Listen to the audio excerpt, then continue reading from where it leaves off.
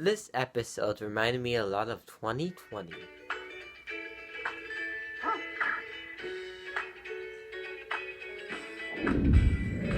Hey, I'm the Colorman Movies, and I watched season 13, episode 2 of Bob's Burgers, so I'm gonna review it. If you love movies like me, I recommend subscribing or liking the video. It helps me out, and let's get started with the review. So, season 13, episode 2 is about Linda wants to do a trip, and they do like this cheap cabin, missing like most of the features. Like, I don't want to spoil it too much, but like they go to a cabin, and then they're basically locked in the cabin due to something being outside, which reminded me a lot of Quarantine. That's what this episode reminded me of. So yeah, basically their entire trip got ruined in this episode. You basically see them go through that in this episode. I enjoyed the story for this.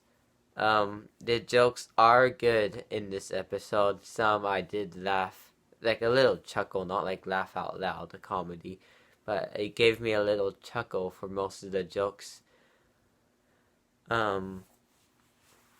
Yeah, I think this episode was better than the first episode of season 13 for Bob's Burgers. I think it was way better than the last episode. Both storylines fit. The kids storyline fit, and the adult storyline fit. They just fit together, because my review for episode 1 of season 13, both storylines I think did not tie together perfectly, but this, both storylines, the kid and the grown-up storyline, they both tied in perfectly. They both fit perfectly into it. So yeah, this episode was just like really entertaining. It reminded me a lot of like a little bit of myself with the kid section of the show. It reminded me a lot of myself for that when we go on trips.